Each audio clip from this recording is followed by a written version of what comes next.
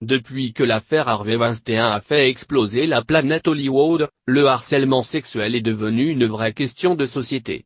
Placée au centre du débat public, cette question est devenue l'affaire de tous et a encouragé bon nombre de femmes à parler de leurs propres expériences.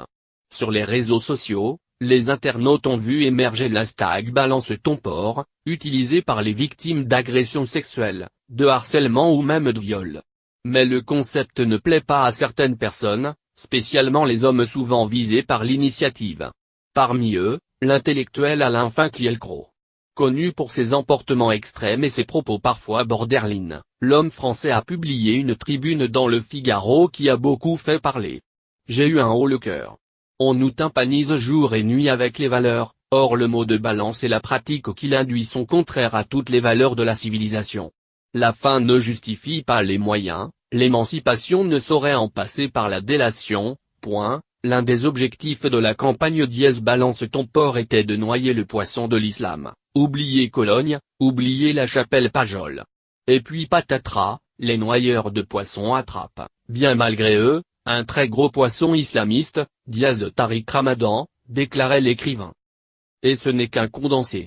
Invité sur le plateau de On n'est pas couché ce samedi 25 novembre, Alain Finkielkraut a fait face à Christine Angot et Yann Moix.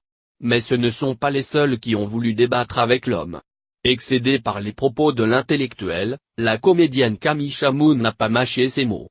Vous opposez par exemple Balance ton porc élargi à tout mouvement en lien avec le féminisme, vous l'opposez à votre quête, votre obsession, votre petite marotte qui est, il faut dégoter le sexisme dans tous les endroits où la cause c'est l'islam, point. Mais moi dans ma vie de femme Finkielkraut excusez-moi j'ai été beaucoup plus souvent oppressée, empêché par un discours de mâle blanc paternaliste que par un mec rebeu qui me harcèle dans la rue.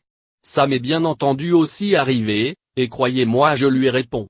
Mais aujourd'hui, j'ai aussi envie de répondre à Papy Finkielkraut, qui me dit des vérités depuis tout à l'heure, point. Le féminisme, c'est une cause aussi importante, point. Je crois que vous passez trop de temps à votre table Finkielkraut, sortez de chez vous, lâche l'actrice, sous les applaudissements du public.